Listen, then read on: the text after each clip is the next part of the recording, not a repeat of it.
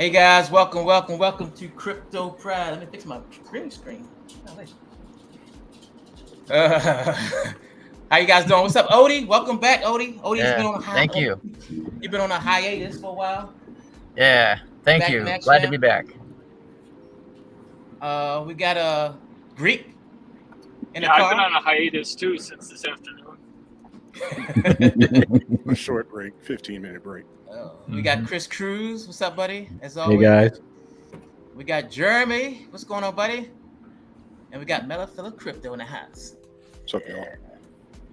How's everybody doing today? Good. Glad it's Friday, man. No doubt. Yes. Yeah, it's exciting times, isn't it? I mean, watching Brian's video last night, his live stream. Yes. Well, I don't know. It's in the morning for me because I'm in China. So it's 7 o'clock in the morning. But watching that video yesterday, you got pumped up? Was mind blowing, wasn't it? It was, and I'm hoping to connect with Nacho there and see if we can get my devs to talk to him. I mean, it's exciting times, isn't it?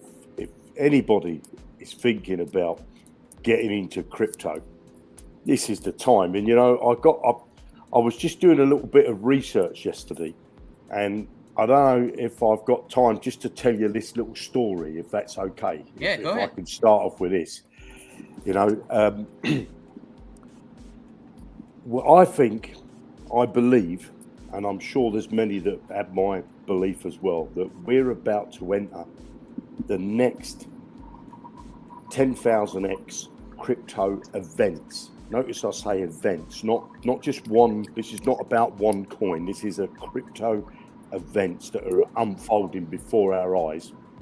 And I think it's an amazing time to be alive right now, and it's life-changing opportunities are coming to everybody. And I just want to tell you this, put this in your mind for a little bit. If you'd invested $1,000 into Ethereum's blockchain when it was conceived in 2013, that $1,000 would be worth $15.5 million. I mean, that's a 15,500x right there. And then if we go to 2015, and if you'd have put $1,000 into ADA, Cardano's launch of their blockchain, that $1,000 would have turned into $1.2 million today. Absolutely, and that's just in 2015. And then if we want to go to the BNB started out on the Ethereum blockchain, a bit like Safu started out on, the BNB, the Binance Smart Chain. BNB started out on Ethereum's blockchain, and then when Binance launched their Binance Smart Chain, and then BNB moved over there because it didn't do much on Ethereum. It moved over to the Binance Smart Chain. And if you would have put $1,000 when it made that move and started buying that coin, and that was down as low as 34 cents, okay, that $1,000 would have turned into $5.2 million. Now, I don't know about you, but that's pretty mind-blowing. And one thing I want to point out, that all of these opportunities that have gone in the past, that maybe most of us sitting watching this, or maybe some of you didn't, missed out on those opportunities, they all had one thing in common, and that was they're all layer one blockchains. The next thing they had in common, when they launched, their price dropped by between 70 and 80% in the first few hours, and then pumped like a balloon after that. And that initial vroom, that dropped down, because the people who get the ICOs, as they used to call them then, them initial coin offerings, got them in the pre-sale, got them because they had a bit of faith. And what do? You get some paper hands that see the price going up, and they're quick, I want to get out. They might take a 2x or a 4x, and they think, I'm happy, I've got my principal back, I've doubled my money, that type of thing. Then you get those other people that see it starting to go down, and they panic and they sell out, and then it hits the bottom, and then it starts to bang on its way back up again. And these people sort of end up pulling their hair out. Unfortunately, good for me, I don't have any to pull out. Pity for the Greek and Chris and our fella there sitting with his lovely headphones on in the dark. Where are you, in a tent there, my brother? It's Yeah, you can say that. You can say that. I'm in my homemade bunker here. And if you let's just think about a strategy here, because when this all unfolds, we got Safu going into Safu Go, then we've got the Falcon and all that stuff that was last night, Arbitrage, and it was just mind blowing. Or yesterday, whenever time zone you're in, it was yesterday evening for me. The strategy could be, and I think it's a strategy that I will do, is first part of the strategy is to buy and hold for the long term. Go 6 months. I know that sounds not long term, but 6 months, a year, 2 years. I think it's going to be life changing for many, many people if they've got those hands to hold on to it, because it's not. I mean, look, I'm in Pulse and they've launched. They've had problems with their bridge. They've had problems, with too much money trying to go. They've done $74 million across the bridge from Ethereum into that blockchain in 5 days. 74 million, and that was when I looked last night. So don't underestimate what you've got on your hands here, because this is just crazy. And as I say, the first part of the strategy, because I'd break it down into 2 parts, would be to hold, buy some, hold. And then the other part of the strategy would be trade some with that and ride that volatility. And I know trading's not for everyone, and this is going to be a plug for me. And that's where Jonnyblockchain will come in, because it's going to help you trade those volatilities, because there's going to be volatility. Certainly within the first few months, people are going to be getting out too early because they let their human emotions run over, and they're going to push the price down because they're going to sell a big bag, and then the people like myself are going to buy those dips, and it's going to add to my bag. And I'm also going to be able to set up robots that are going to ride that volatility. And I can't wait. I mean, I can't wait. I tell you what, minus any robots, I can't wait. I don't minus anything else. I don't even have to have, steak for the rest of my life.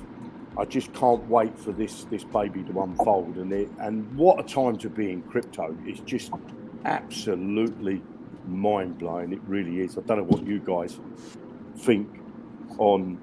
Well, I know what you think, but everybody watching this, it's a good time to be alive. It really is. And if you're sitting on the fence thinking, should I do this? Can I put $20 in? Should I risk $100?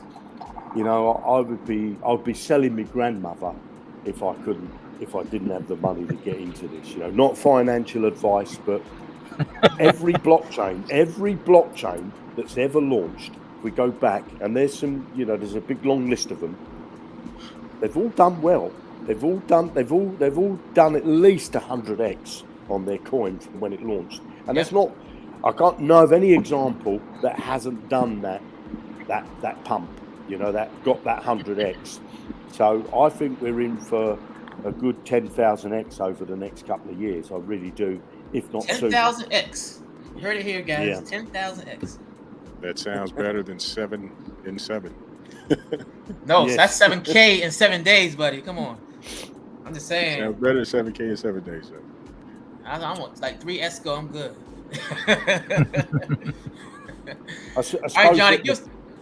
the biggest challenge we got is getting our Safu, because I noticed Safu, what's up to 139 this morning. Mm-hmm. Getting our Safu, Yes. and I suppose once that bleeds out into the community, that it's that it's been brought forward. The date's been brought forward. Yep. There's going to be those people that FOMO in right at the last minute. So if you're thinking about FOMOing in, wait and see what happens to the price. Don't wait on the fence. If you've got $20, $100, $1,000, get in, get that Safu and lock up. And then obviously it's going to be a race then who's going to be able to click that button quick enough to buy up that 50,000, because that's what we're looking at, aren't we? In that first moments, 50,000.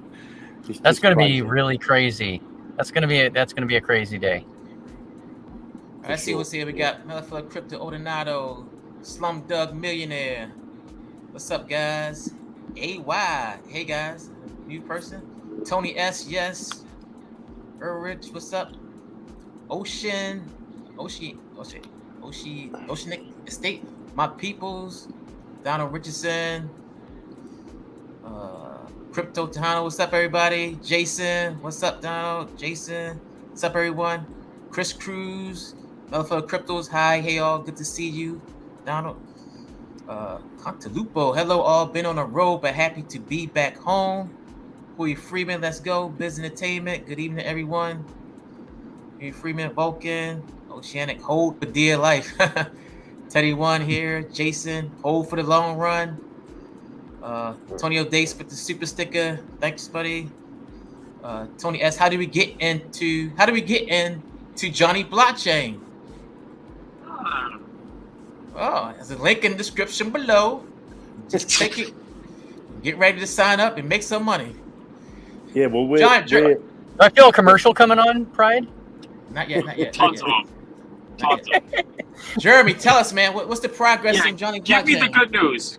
Yeah, right. So we're looking now. We've been a bit delayed. We was hoping to be in the position that we're going to be in, say, by Saturday/Sunday, which is today for me. Which is obviously you've got to have a sleep on that for you guys over that side of the water. Now, what we got, the problem that we were having is the decimal places, okay? Because some of these coins, these new tokens, all crypto has the same amount of decimal places, or thereabouts. I think there's 6 or 8 decimal places, and the problem is with that is it's small amounts. So we were trading, and we were coming back with you wasn't able to sell all the lot because there wasn't the bot wasn't recognizing all the decimal places. It was we couldn't find out what was wrong, and the programmer he was pulling his hair out, and then he said, I found the problem, I'm going to fix it, I'm going to do some more runs now. And so what we're looking is that we should be able to have the first phase for a select few coming out over the weekend, okay? Which we'll only be doing a few, maybe 1 or 2 trading pairs to start with, because we want to test that it can work with other users rather than just one user, which is the programmer at the moment. Then I will get access to it on Saturday, which is today for me, later on today, this evening. So as I say, asleep for you guys. But one of the things that we're working on, we're not going for Pancake's code, we're going for Uniswap's code. Because Uniswap, they've got a version 1, 2, and 3. It's their version 2 that's the best for a trading bot. So it's not that if you went to Uniswap and you were trading manually, you're trading on version 3. But their old code on version 2 is much better for a trading bot. It's the same code that Pancake used. They just took that code, copied it over, and changed it for themselves. The problem is what they did with Pancake when they changed it, they didn't document it all. Where Uniswap, they put everything on GitHub. It's all open source code. But the programmers at Pancake Swap didn't put all of the changes that they did onto GitHub, and so you're sort of fumbling in the dark, if you like, trying to find out what they did to do their trading. And so basically what we think we're going to have is Uniswap. We will have a limited amount of coins to start with, and then we will obviously move into Pancake. We're going to move into well, obviously, if we're doing Uniswap and Pancake, well, Pancake it's going to hold the liquidity pools for ESCO to start with, and then it's going to move over to Vulcan, and then we will be moving over to Vulcan as well. But we will keep all the dexes that we build. We're not going to get rid of them. So we'll have Uniswap, we'll have Pancake, we'll have Vulcan, and of course we're working as well on doing Pulse chain. So we'll have those as well. And then we're looking at integrating, I won't say the company at the moment because we're talking with them. We haven't finalized any deals, but we're looking at a multi-bridge platform that we can plug into via API keys. They've got a small subscription charge, and I think it's something like $25 a year you pay so that you can plug into their, not for you guys, not for the users. For us, it's cheap, but they take a fee from the bridge, obviously. So we could plug into them, but we're negotiating the fee. That's what we're doing at the moment. So if we get this fee down to low enough, because obviously we don't want to rack up the fees. And that was another thing that we're trying to optimize at the moment. A bit like what Nacho was saying last night, they were optimizing the gas fees. You've got to do that process, and that optimization can't really be done until you actually go sort of with a live version. You know, you have to get the live version out there and fill the royal gas fees that are out there. So we should be finding, because obviously staying away from Ethereum, we're not going to, I mean, you will be able to trade on Ethereum's blockchain if you want, because Uniswap do that, but we would have to add that later. But we don't think we want to do that. But certainly the other blockchains other than Ethereum are all sort of lower gas fees, so you could switch between one to the other. And you'll see what's going to happen is, let's use ESCO as an example. Once ESCO sort of gets out into the marketplace, there's going to be more dexes that pick it up. They're going to say, yep, we've got the contract, and there's going to be more people adding liquidity on different dexes, because it's all about liquidity. The DEX can trade anything it wants because it's looking at smart contracts. It's whether anybody wants to put in liquidity. So once DEXs, other exchanges start to pick up the liquidity, I think that we're going to find there's going to be even more arbitrage opportunity. And looking at that video last night, where he was talking about that radar of that triangle, yeah, you're going to have to be quick. Yeah, well, it is cool. It's cool, but it's cool. Because Jonnyblockchain has been able to do arbitrage on centralized exchanges for the best part of a couple of years now, but we disabled it, if you like. It's not this. We haven't taken away the code; it's still there, but we've taken away the button or the navigation to get to that screen because of all the duplicate tickers that were coming out, especially in that period of ICOs, where we had that boom of the ICOs before COVID. Jonnyblockchain's been, I think it's maybe four years now we've been doing arbitrage. So the arbitrage is easy to find. The thing that's, you can go and do it. There's lots of platforms that you can do, and it'll identify the arbitrages for you. The problem is executing those arbitrages. And you've got to be quick.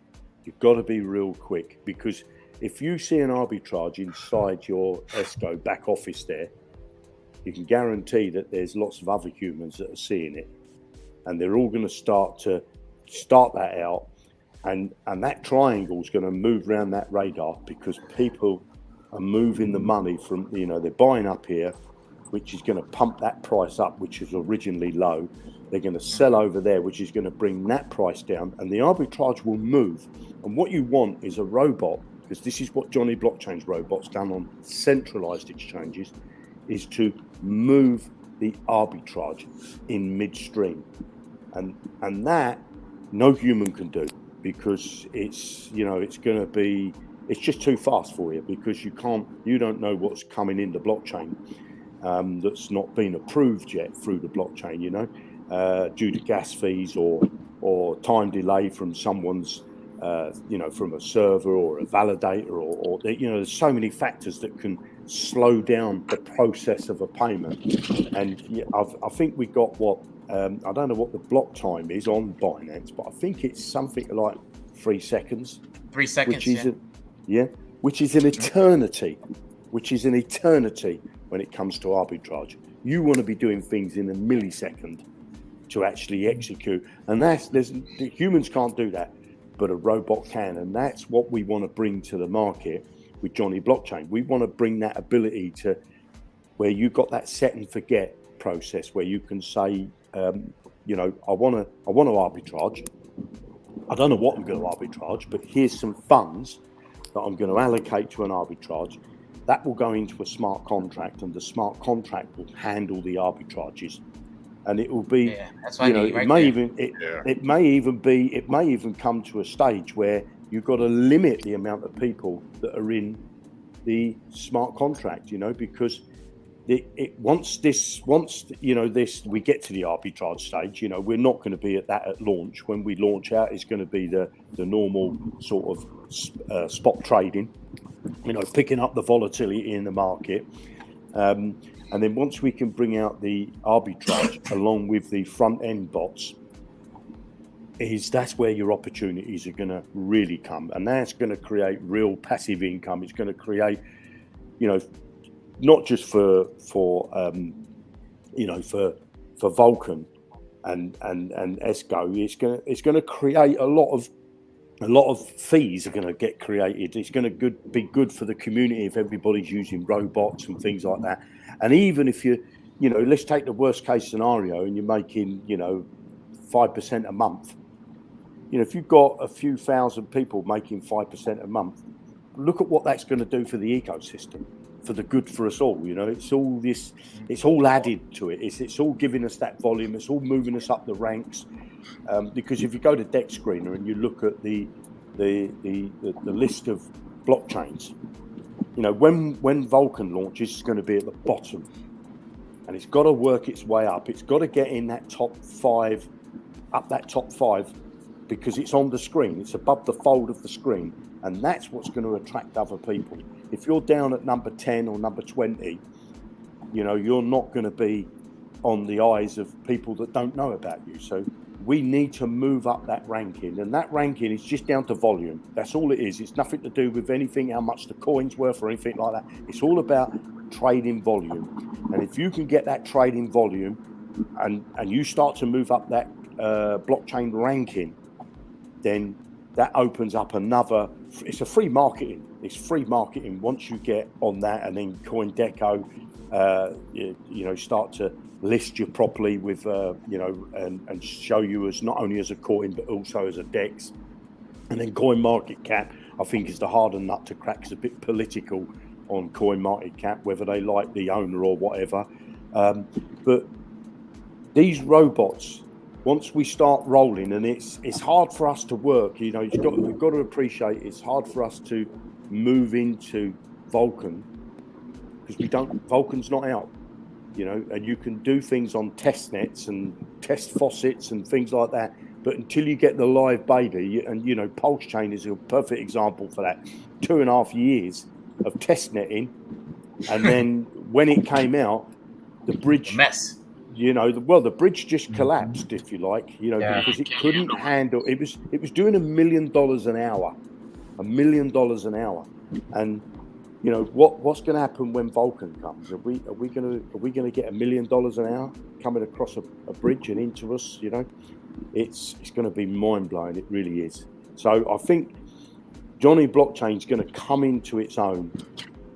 I think once we get Vulcan out, and we're a couple of months into that launch. That's when, because we don't know what's going to happen. They don't know how it's all going to play out. What coins are going to be good? What coins are not? What projects are going to come on? And if projects like Drip come in, it's a massive amount of community coming over. And This is just the more and more you think about it. The more you can have sleepless nights thinking, my God, what car am I going to buy?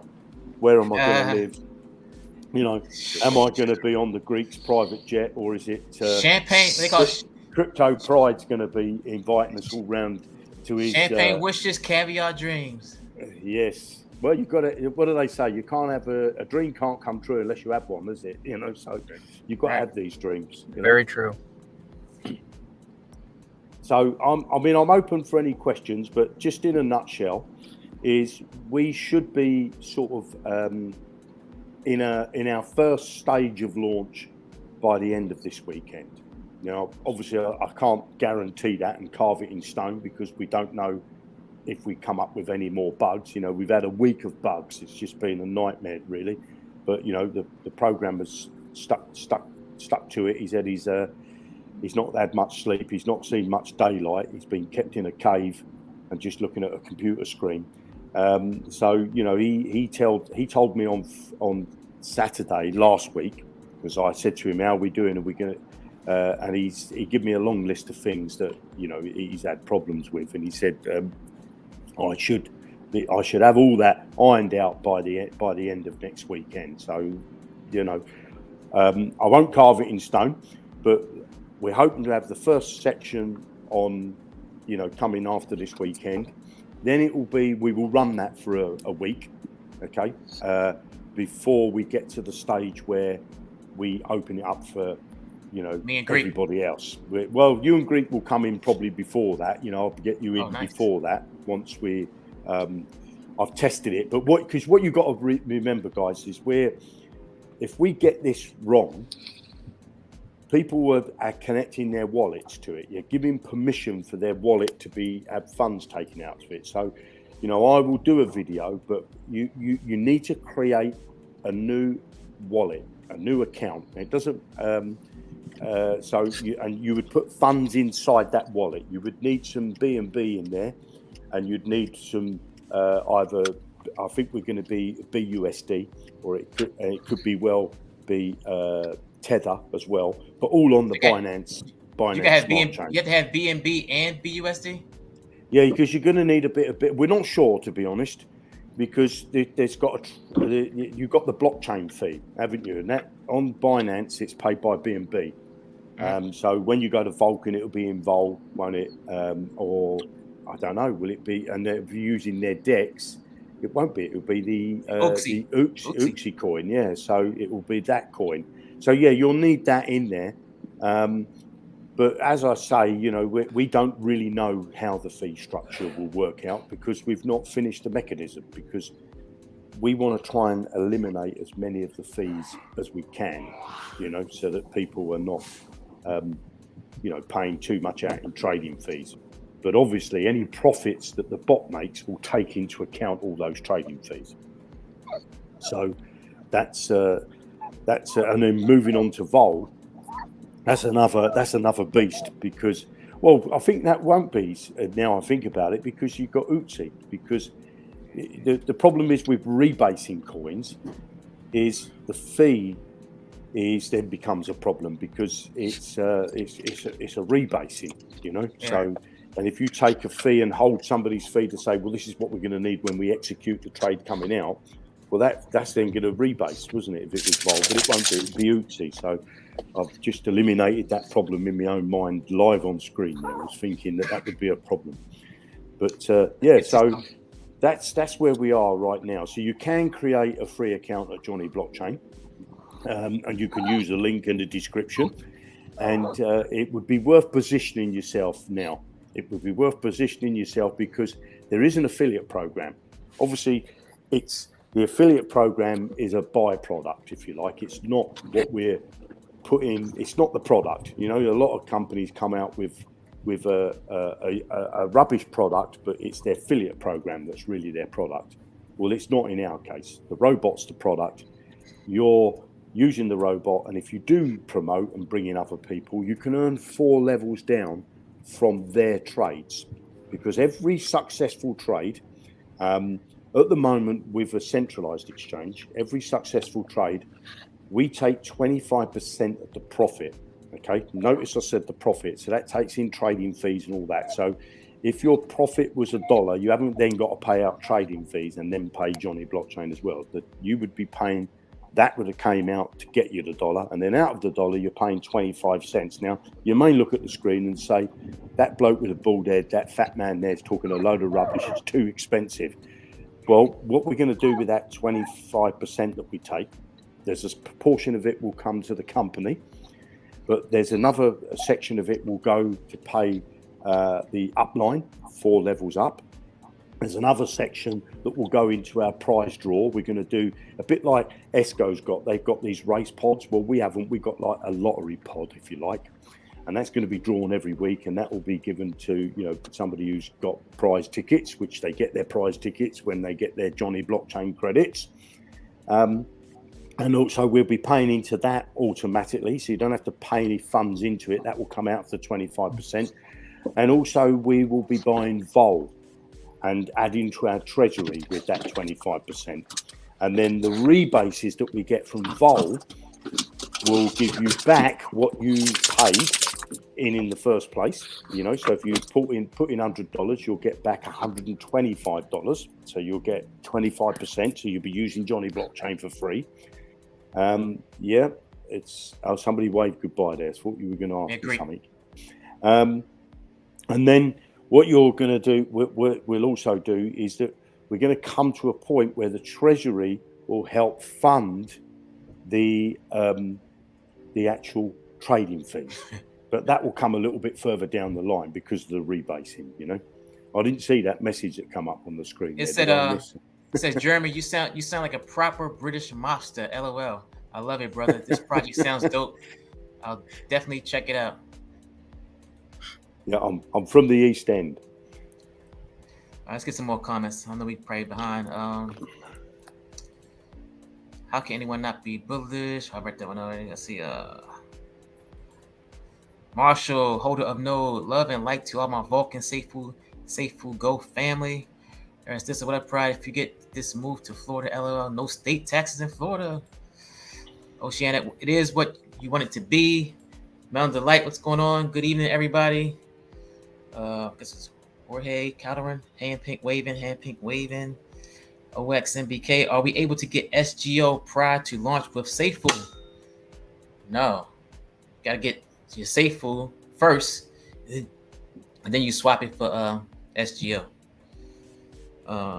Richard Hutman says, good evening. So it sounds like everything's up and up for the Jonnyblockchain. We're in a wait and see pattern next 2 weeks. I just wanted to add a little bit in here. Is if you join now, okay, if you join free, it doesn't matter when you join, but if you get in now, if you're in the States or in Canada, you're over that hemisphere, you can't use Jonnyblockchain's trading bots because at the moment it only works with Binance.com. So you'd have to be in Europe to do that. But if you bring somebody in, you don't have to have any robots, and they open up a robot and start to trade because they happen to be in the Europe side of things, or they're using a VPN, wink, wink, nudge, nudge, say no more. You would pick up commissions. You don't have to have a trading bot yourself to pick up those commissions. So it would make sense as well if you are a promoter and you are a person that can lead, and get out there and bring other people in. Get in yourself under the, join the link in the description. Get in and start to bring other people in. They can join for free. It doesn't cost them anything to come in. Not a penny to come in. It's the only time that they need to pay is if they're going to connect their API keys, which is $25 for the year. If they're going to connect their API keys for Binance.com, for example, then they just need to put $10 or $5 in their back office. There's a wallet in there to cover the 25% trading fee that we take from every profitable trade. We take that directly out of your Jonnyblockchain back office wallet. Now, once they start to trade, you pick up that fee. So if you join for free and you don't connect any API keys, you don't do anything, you've got an affiliate link. You can use that affiliate link to tell others about it that are in the, in this community and other communities, because as I said, we're bringing on, we're not only doing Uniswap, we're bringing on Pancake. So Pancake and Uniswap are practically for every blockchain that's out there, So if you've got other people that say, I think that Vol and Esco are going to be a flop. I think Pulse Chain is going to be a flop. Well, they might already be in another project that's traded on a DEX like Pancake, and that community can come over because that community will be able to trade their favorite coins, even if they don't like our project, And I say our because it feels like it's ours. I must admit that, this community that we built up here, it feels like it's our community, and it feels like it's our baby, not Brian's. So if you get in, you create a free account, and then you can just tell others. You can tell others. If you're not that type of person that don't promote, well, then you can join when you like. That's entirely up to you. But it's definitely worth creating that free account, positioning yourself, because I tell you, when this all starts to unfold, not with just Jonnyblockchain, but I'm on a. It's gonna be crazy. Like I said, everybody want a decentralized DEX where you don't have to hook up your API keys for one. So that's the major thing right there. That's going to bring a lot of people into this Jonnyblockchain. If you know somebody, that's into trading, don't like to, hook up their API keys or anything like that, looking for passive income, like I said, just hit the link below. Just sign up. Just say, look, you're into trading bots. Use my link.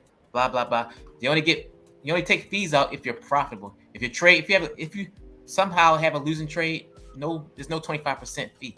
Okay. So it's only on the 25% of your profits, guys. So it's a win-win situation. I see it. Yeah, that couldn't be any cooler. Yeah. And if you look at our trading record, we got 90 odd. I mean, I don't want to share my screen because last time I did that, it kept crashing because I'm in a hotel. But if you look at Jonnyblockchain's front home page there, it shows you the winning trades. It shows you the successful, and it's at 94, something like that, 92% successful trades. It's got something like 3%, I think, of negative trades. I can pull it up on my screen. Let me see. Yeah, it tells you the numbers there, and it shows you that it's got these trades that have bought back, no profit or loss. It's just broke even, and so you've got those stats. So there you go. We've only got 26 people using the bots. Okay, 26 people, and these really. 15 of those people were the first people that I invited in before we knew anything about Vulcan and things like that. We've been testing for a long time on the centralized exchanges. And $8,609 in passive profits out of these 26 people. Yeah, 40,000 successful trades, 94.1%, guys. Look at that. Are these? Is this data for all of your bots, or is this just for trading bots or your arbitrage bots? No, the arbitrage is not in that because we switched the arbitrage off. Okay. This is all new data just for the new bots that we got that are trading on Binance.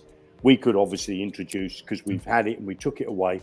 We had KuCoin, we had HitBTC, we had OKX.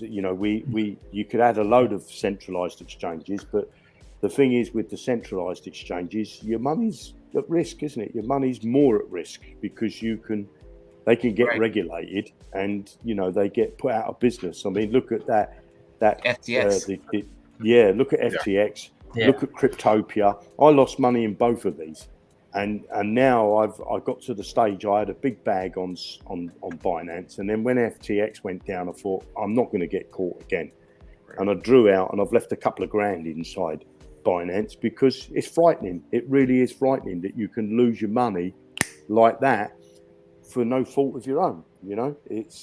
And you're at the mercy because at one point I was trading a lot on Binance, and they froze my account. Now I'm going back a couple of years now. They froze my account because I wanted to draw out 50k.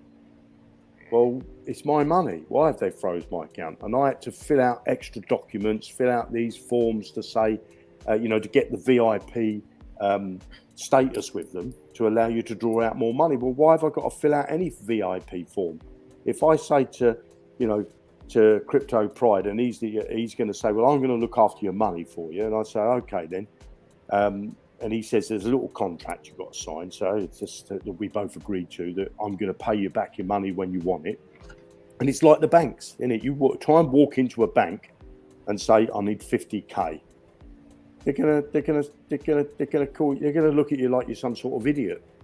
And you know, that's why people are moving away from this decentralized thing. You know, it's this centralized and moving to decentralized, because decentralized is the way to go. The only thing that can lose you your money is if a robot buys the wrong crypto.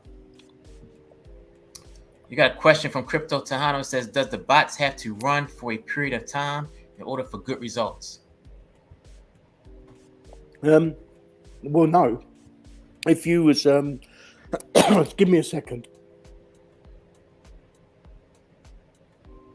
Oh. If you're trading on a chart that's flat, it doesn't matter how long the bot runs. The bot needs volatility. It needs up, it needs down. Bitcoin has been the most successful trade for me. I've chosen other altcoins, but the problem is with these altcoins, they have this volatility with big upside, and then they have big downside that they never recover until there's the winter finishes. You know, you've got altcoins that you might have bought. So the top coins, the native coins, like the Binance coin, for example, ESCO, not ESCO, UTSI's coin, they're going to be the coins that are probably the better ones to trade, because they're going to have volatility, but they're going to recover quickly, aren't they? That recovery. Where if you have like a Pepe coin, for example, you know, and you were trading that on its way up, it's going to do great. But you normally find with those coins that they stop, and then everybody wants to take their profits, don't they? Because nobody wants to be a millionaire looking at a screen. You know, you want to be a millionaire in your pocket, don't you, or in your wallet? You know, you want that money. So there's going to come a point with all these pump coins that will dump. That's, you know, that their mechanism is that's their mechanism. They don't have any. That's why they're called meme coins. You know, meme coins is because they've got no utility. They've only got. It's a bit like the fiat currencies, the pound, the euro, and the dollar. They've only got the backing of the people that believe, and because the government tell you it's got value. You know, my dad, he was in the Second World War, and when he came out of the army, they gave him a driving license, they gave him a set of keys, told him to get on a bus, and they gave him a government house, and they gave him £1.50 a week, and he lived on that. Now, what's happened? Is it harder now to make a loaf of bread than it was when in 1945, when my dad was getting £1.50 a week? It's not harder to make a loaf of bread. It's the value of the pound and the dollar and the euro has gone down. It's not that the goods have gone up. It's the value of them have gone down because things have got easier to make now. You know, my dad used to deliver milk. He was a milkman for many years. And he started off with a horse and cart. Can you believe that? A horse and cart. Then he went to electric three-wheeler milk float that we used to have here in the UK. And now you don't even buy your milk. It's not delivered to you. You go to the supermarket and buy it in big 4 plastic containers. Now, the milk that I buy today, it's the same milk, came from possibly not the same cow, I'm admitting, but I would say the techniques for milking those cows, there's no buxom lady sitting on a 3-legged stool pulling on the teats, is it? It's all, so it's easier to make the milk now. It just means that the value of that money that we use has gone down. This is where crypto comes in, isn't it? This is where crypto, and I'm lucky I'm in a position I don't on-ramp anymore. I'm only off-ramping because I earn enough crypto. This is my job, crypto. So I go the other way. And that's where everybody wants to be. You want to be off-ramping, not on-ramping, because the banks don't like it. And, you know, this is... I'm sorry I ramble. I get excited and I ramble, and it's just... I can't stop talking sometimes. So I'm going to be quiet for a while. All right. Let's switch gears. Talk about some SGO, guys. So we had the AMA today, which was kind of bullish as hell to me.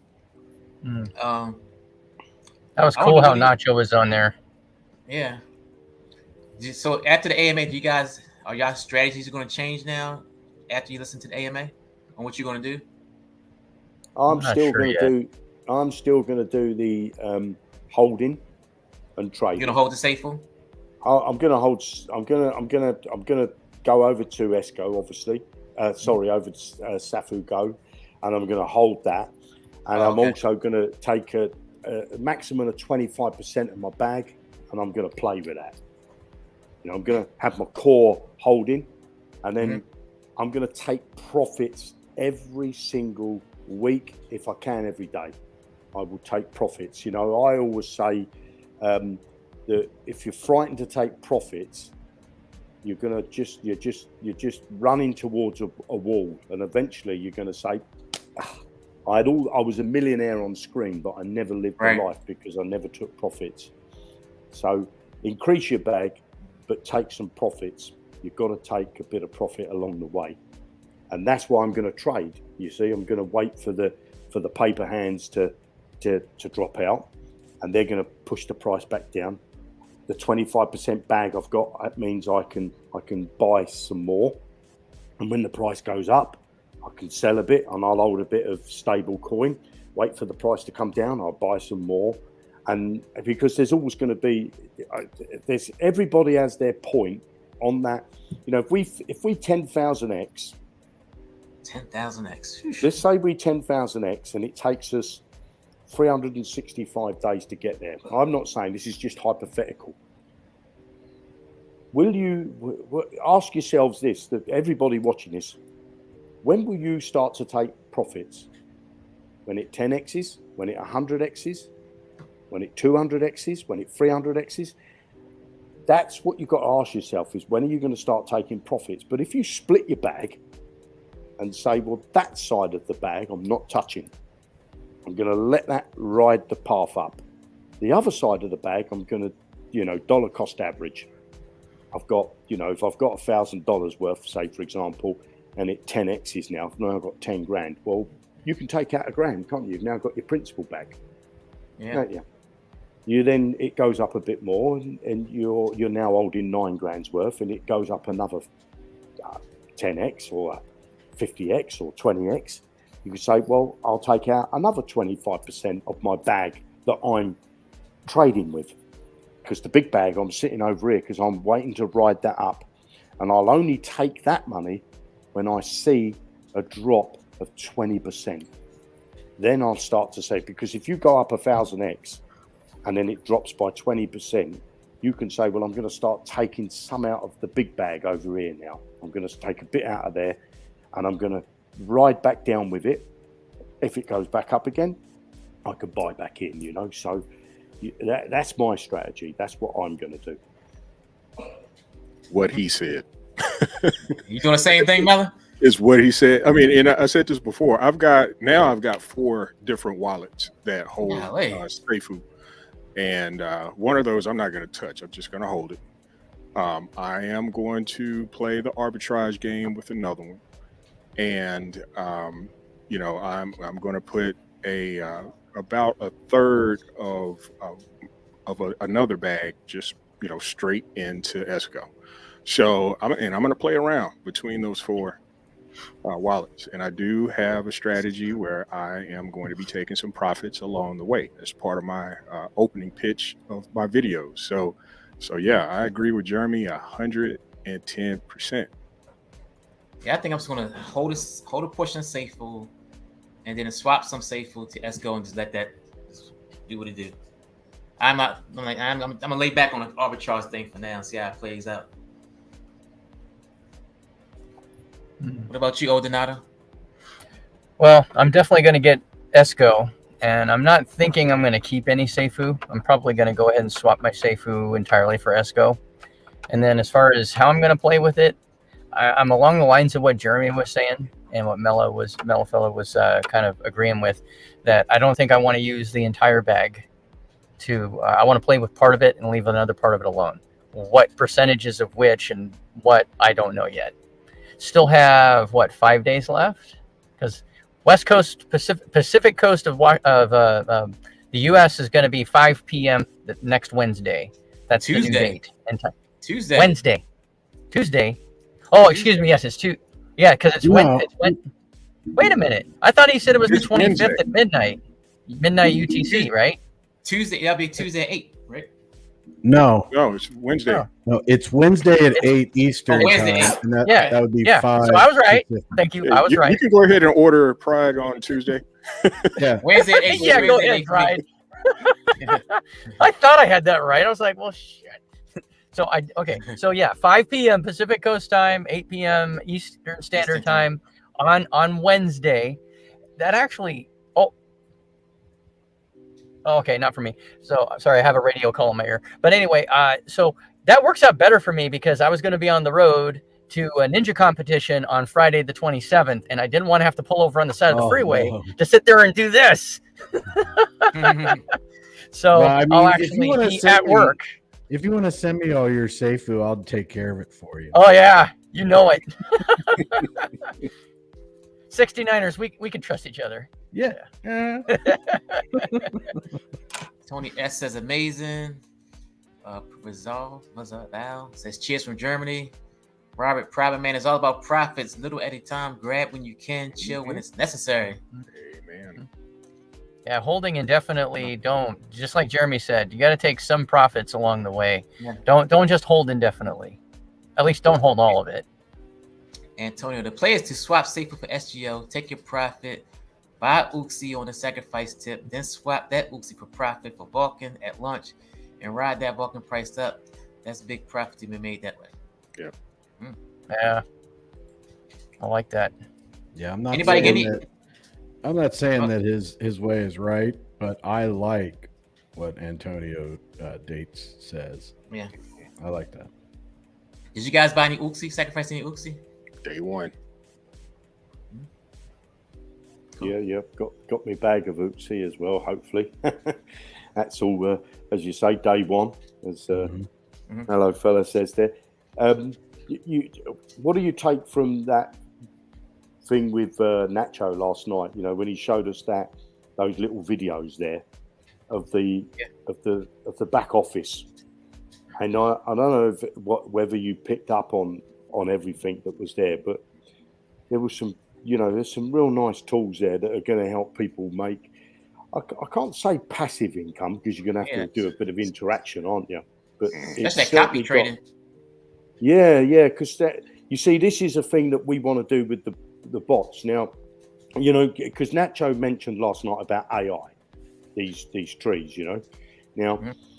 We do the same. We say AI, but I don't know what really constitutes AI. If you have an algorithm, and that algorithm runs before it makes a decision, is that classed as an AI?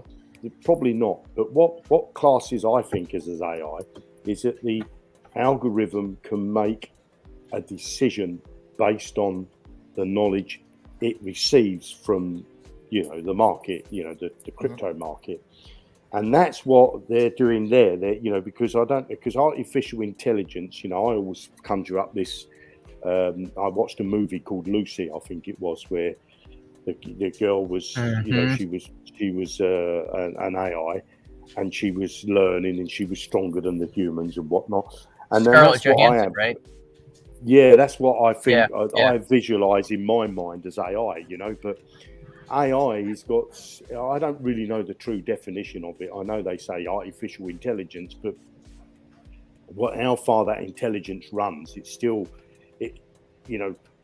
programming code will only do what the programmer puts in. You've got to put in. AI is learning by what it's done and then moving on forward. That's why it's so the AI. And now that ChatBT, that open source chat AI is now connected to the internet, so that could play a part in trading robots of the future. I don't know how far away, but our robots learn by what it's doing. It learns. It tries to look at what's happening in the market, and when it's learning, it's seeing if there's a trend that's picking up.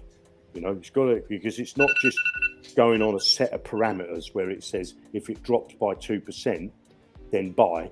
If it goes up by 2%, then sell. It's not doing that. It's watching for the moves in the market, and it's waiting for pullbacks and retracements, which most robots, in Forex do.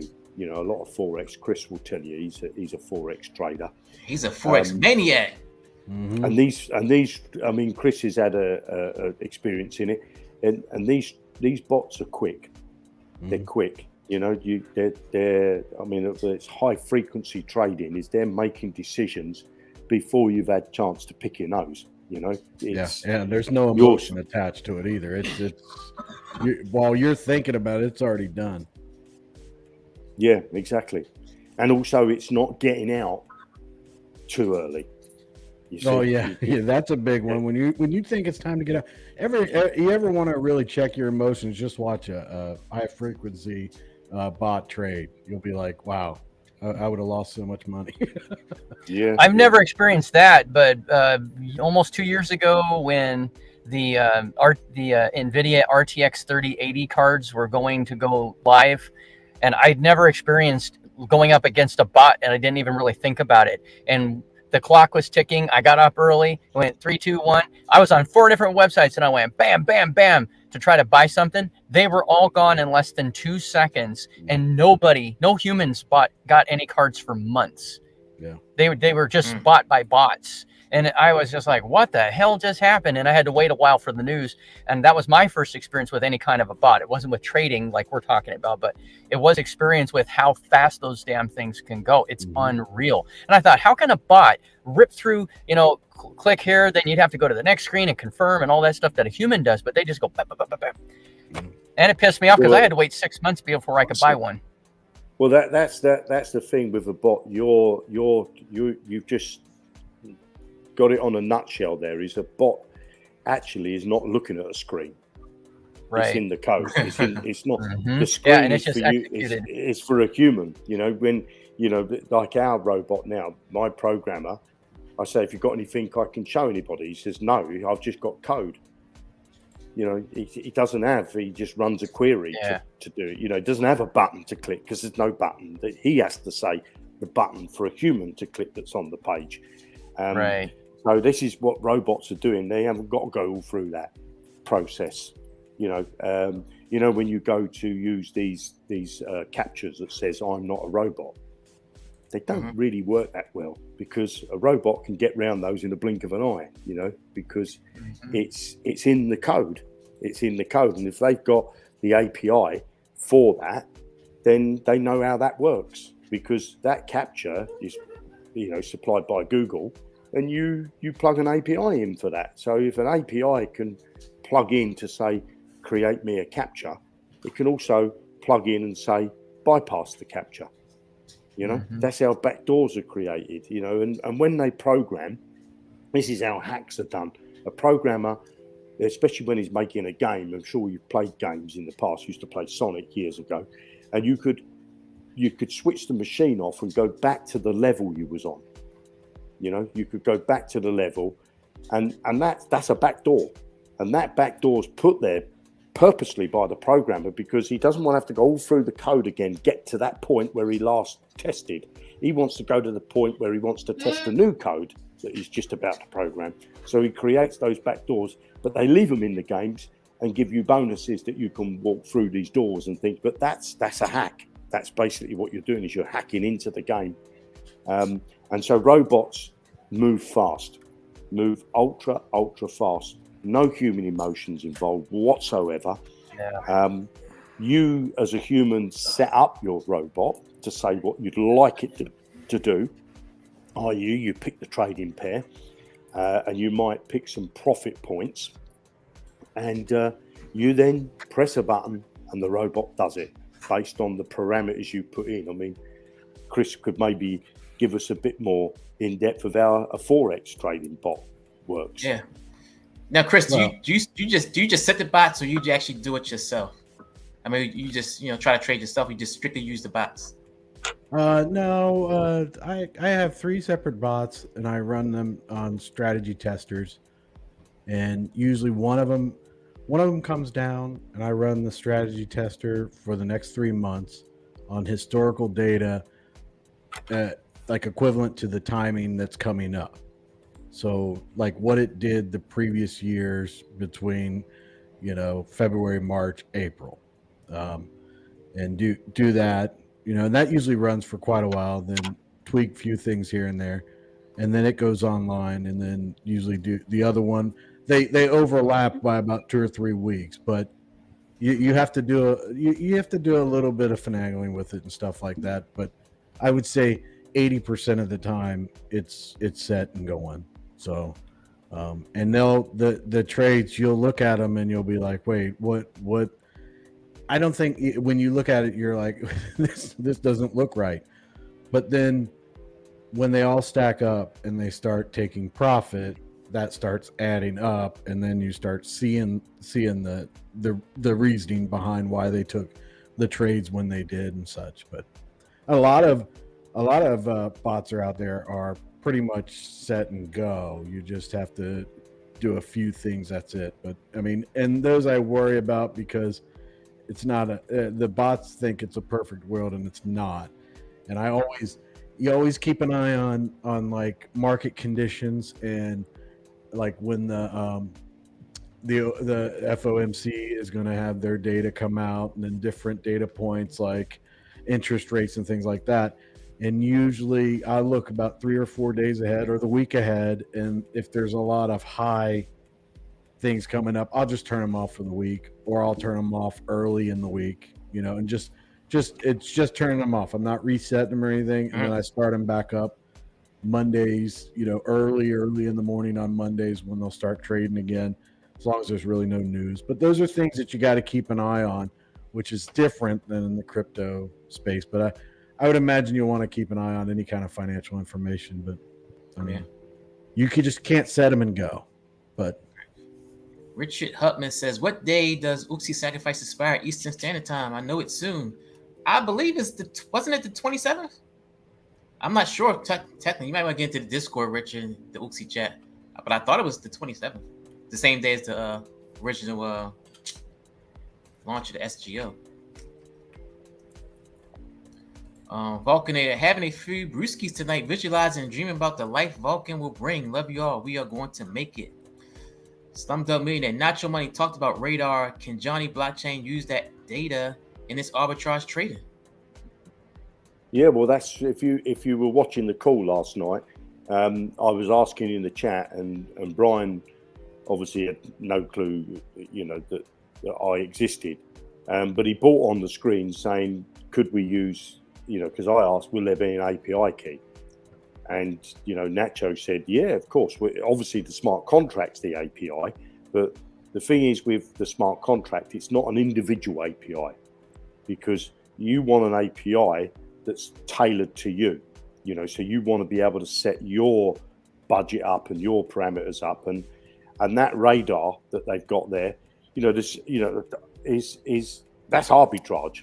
He's just made it visual and gone for you those triangles, but arbitrage is looking at the markets, seeing where there's an opportunity for you to buy low and maybe take a triangular arbitrage, or sometimes you can get you can get these single arbitrages where you're buying from one exchange and selling on another. You can have a triangular arbitrage on the same exchange. You may have arbitrages. You see, their radar's not going to pick up other blockchains. It's not going to pick up other DEXs. So this is where Jonnyblockchain will come in, So Jonnyblockchain will come in, and if you're using Jonnyblockchain, you'll be able to say, well, look, I've got ESCO, or I've got Vol, for example, and I want to do some arbitrages with it. And you might look at the screen and say, well, there's no arbitrages, but you come back 24 hours a day and say, what's happened? My bot's not done anything. There's no arbitrages, because you would be approaching it the wrong way. When you do an arbitrage, you don't say to the bot, I want to arbitrage this coin or that coin. You say, I want to do an arbitrage. There's my stable coin. Go and do something with it. Or there's my Bitcoin. go and do something with it. There's my ESCO, go and do something with it. You let the robot identify the arbitrages, and that's what that triangle was, that radar, as he called it. He was visualizing it for a human to show you the arbitrage. But those arbitrages, the minute that robot identifies that, it's their one that they were talking about last night, they've had to look at the free prices. They bring that back on the screen. You've got to act fast to get that. Now, in the beginning, you probably won't have to act that fast because there won't be the competition. But once you start to get competition going up against you, you need that edge, and that's where you need a robot. That's what Jonnyblockchain will give you, that edge. And then because what you could then say, well, then you're competing with other people's robots. Well, again, that's true, but that's the downside to it. But the upside is the robot knows it's carrying out an arbitrage for Chris, so it's not going to give, a second later or 30 seconds later, it's not going to give Pride the same arbitrage because it knows that Chris's robot has already started to execute that. So it'll look for new arbitrages for you, for the second person and so on. And then, of course, some arbitrages are there for a long time. I mean, we've had them on centralized exchanges where they've been up for like 19 hours. And a human's not picked it up, and it might be a four-way arbitrage where you're going through 4 coins to get back to the thing, and it's there for 19 hours. Because a lot of centralized exchanges don't like you doing arbitrage, and they'll block your API keys. Again, control, because I don't know why they would want to do it, but they stop it because a lot of new coins that come onto an exchange, onto a centralized, do what's called wash trading, where they create the arbitrage themselves to make it look like that their coin's got the volume so that it can go up in its rankings, and also to attract users. If you've got a coin, you're looking at a screen. If you've got a crypto bubble, for example, I don't know whether you've ever visited that website, and Brian and Nacho touched on it last night, but it's a great visual thing. Now you get these big bubbles that are floating around of the coins that are pumping, and what do most people do is they go and click on that and buy in it. Well, you don't want to click on the big bubbles. You want to click on the little bubbles and have a look what that's done, because that's on its way down. So you want to be, and you see humans are attracted to, bright colors, big things that are moving on the screen rather to a little thing, so a robot won't do that. A robot's not going to go look at crypto bubble, for example, and say, well, that coin has pumped 50% in the last week. Well, what's the point of trying to buy in on that coin? That's what you would do, and say, well, I'll buy a little bit and see what happens. But a robot's not interested in that. A robot's looking to say, well, that pumped 50%. It's now dropped 30%. There's a chance that the people that were at the 50% took some profits. They're going to wait for the price to go down. They're going to buy back in. So there's a chance that's going to pump again. And that's what a robot will do. It will identify those types of trades for you. And arbitrage, it's just part of that loop, if you like. And arbitrage is real passive, because you're not, like Chris was saying there, with robots, if you set up like I do, we've got some Bitcoin bots earning me about 20% to 25% a month on Bitcoin. But now, in some cases, you could say, well, I'll just hold the Bitcoin and I'll let the price go up. Well, obviously you can do that, but the problem is you can't take a piece of Bitcoin down to the grocery store and buy some bread and milk and things like that. You've got to take down some fiat currency. So I want to be able to hold Bitcoin, but I also want to be able to create an income that I can, not interested what happens to the price of Bitcoin, that it's going to pump in 4 years or 6 months. I'm only interested in what profits it's going to give me. And that's what your trading robot will do. It'll give you a daily income if you're trading with enough and you're picking the right trading pairs. Because in the beginning, you're going to have to pick those trading pairs. But as we collect data, you're not going to have to pick those trading pairs.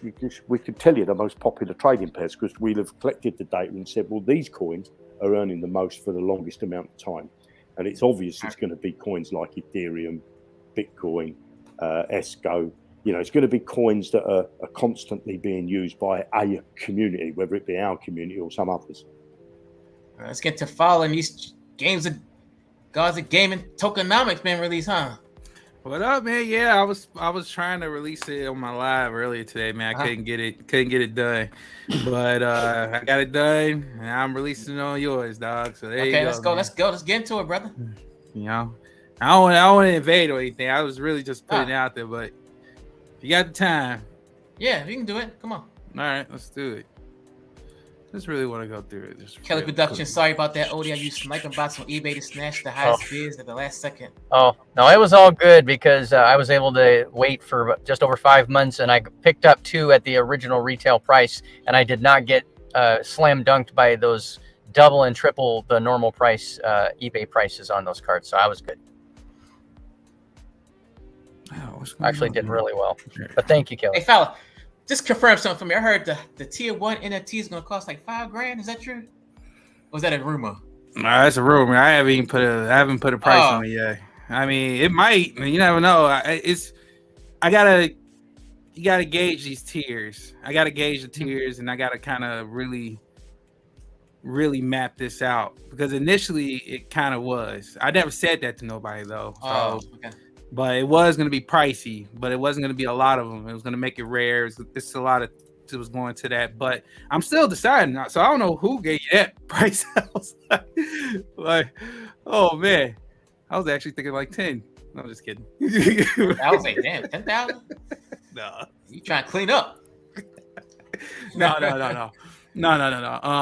on. Let me put this on the screen. That'd be like a 90% revenue sharing. Oh man. Hold on, let me get this on here. Hold on. I can't really see. Let's see. Share. I think that's it. Yeah.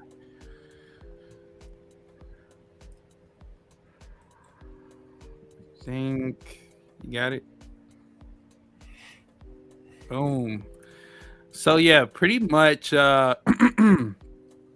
just released the V1 tokenomics. It's just V1. This is not final, but this is probably the most stable, complete tokenomics I have of everything, which I want to show. Gonna start off with just a simple. I'm not gonna go through because it's a lot. It's like a whole thing here, but a lot of this is pretty much a story. The tokenomics has a story to it, so if you have time, check it out on the white paper. But I'm just go through the tidbits, the simple stuff. So it's gonna be two. It's gonna be 2 tokens.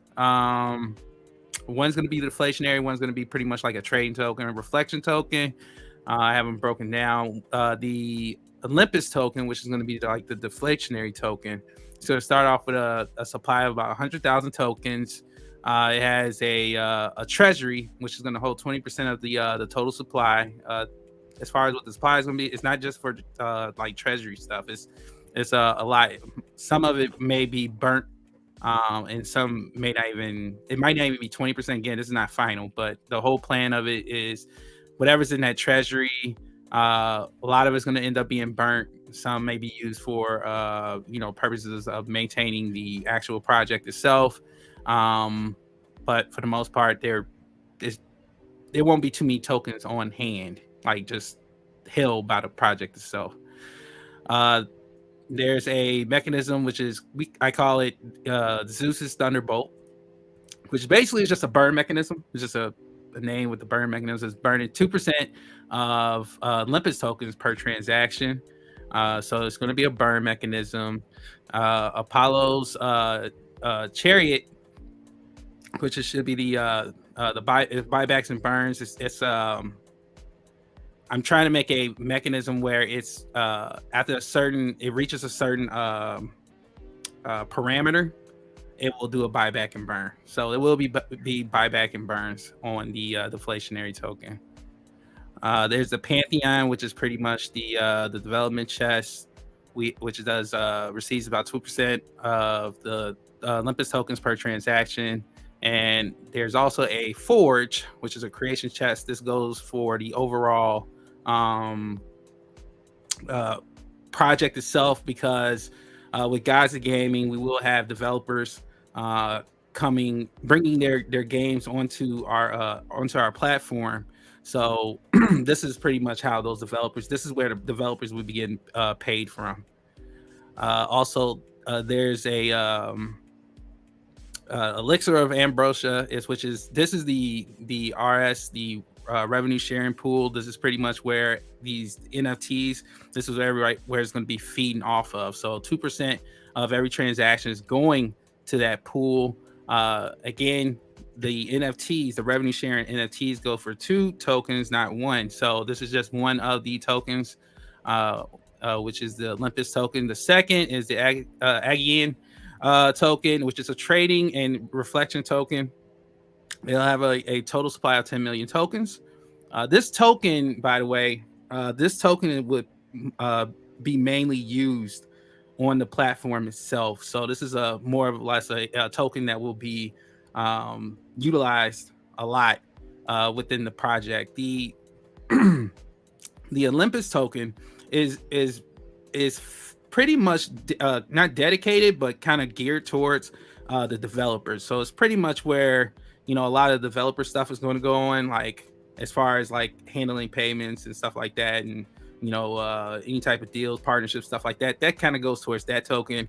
And then the secondary token, trading token, that's where we're going to do a lot of the transactions. You know, if there's a merch shop, NFT shop, anything, you know, that's going on the platform, this is the token that's going to be used. So it's going to have a lot of back and forth buy and sales, because it'll actually have utility within the dApp itself. I didn't put it on here, but I need to put it on here. There will be a 0 transfer tax on the trading token. Also has the Ocean's Treasury. That's 2 different. So both tokens have a different treasury, different names.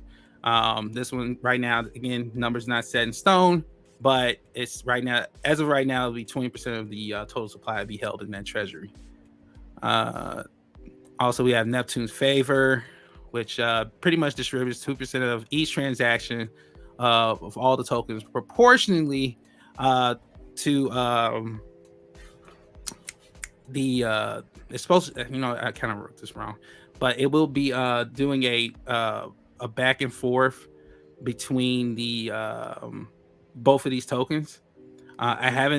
I didn't put it on here. It's not 100% clear. I see I'm missing one line, so it's not going to make too much sense right now. I'm trying to explain to you because you have no visual way of seeing it. But there'll be another pool which pretty much bounces from the treasury, which will go to a secondary pool, which will be used for, like, you know, tournaments, giveaways. So there'll be a dedicated pool for tournaments and giveaways and stuff like that.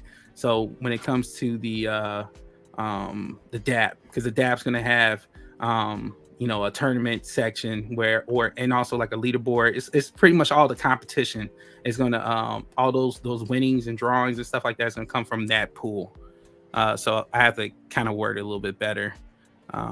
Also, there's a Poseidon's Whirlpool. This is pretty much what I'm calling the that it's an active that parameter I was talking about, where it's going to do buybacks and burns, and it's going to come. Some of that's going to come from the some of that burn. What's going to be burned is going to come from the actual treasury.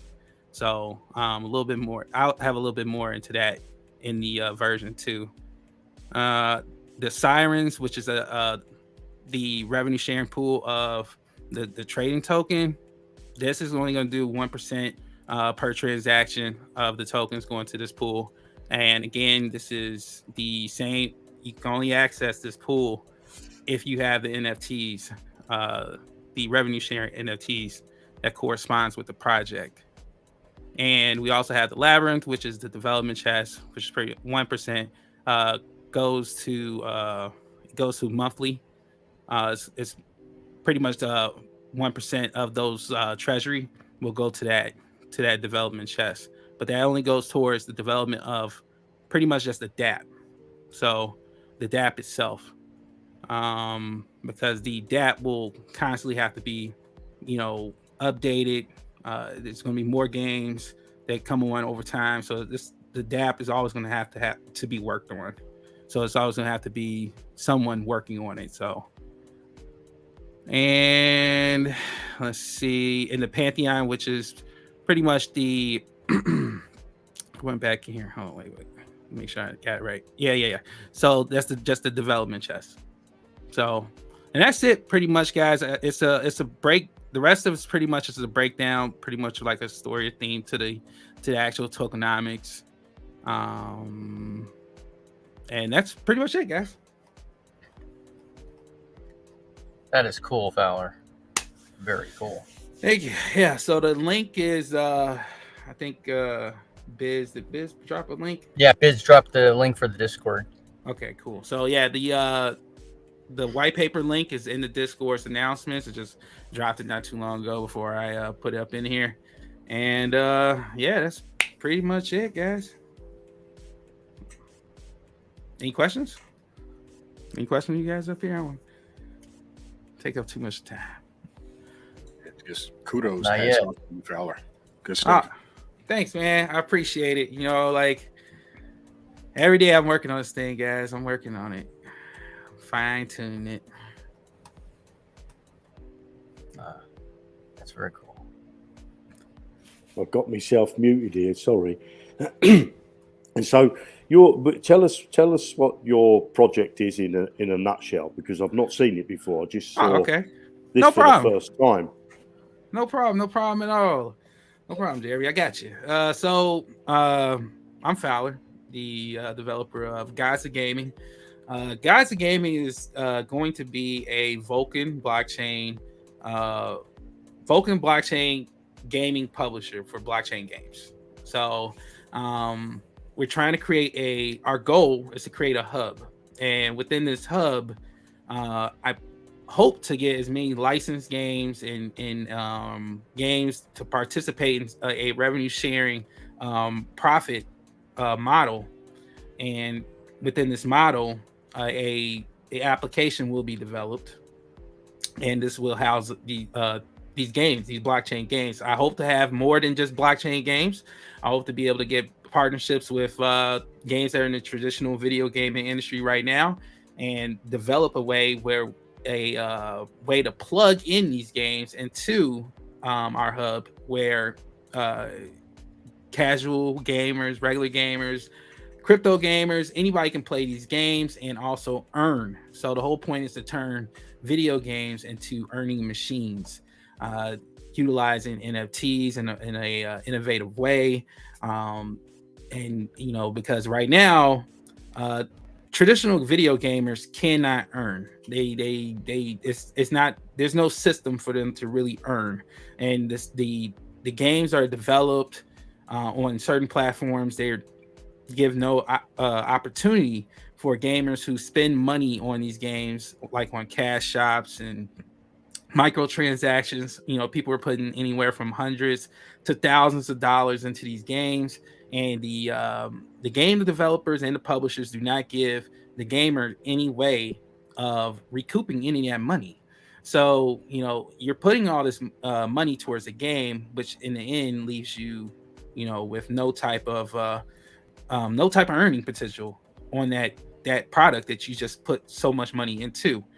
So with blockchain gaming, you know, with the power of the blockchain, it allows your gamers out there to play games that are built on the blockchain that utilize like NFTs and you know, special items and stuff like that, where if these games are popular enough and NFTs gain enough traction, if you invest as much as you invest in some of these games that are in the traditional gaming market, you could probably if you spend anywhere from $1,000 to $5,000 on a game, if you can recoup by the end of the time you played that game, if you recoup anywhere between that $1,000 to $5,000, most gamers would be like, you know what, that is a win for me, because you know, I got to enjoy all that time. My time, it was not wasted, because that's what a lot of gamers feel. They feel like their time has been wasted because, hey, I spent 2, 3, 4 years on a game, and everything that I've spent in this game, I can't take out of it. I can't even sell it to somebody who still is playing this game. I can't make real world currency on the item, the product that I've just spent all this money on. So that's what Guys of Gaming is going to try to do. It's going to try to do three things. One, bring gamers into a new world of video gaming, into the next era of gaming. Two, bring as many game developers into the crypto space that may not even have an idea about crypto. Like, show them another way, and also look for budding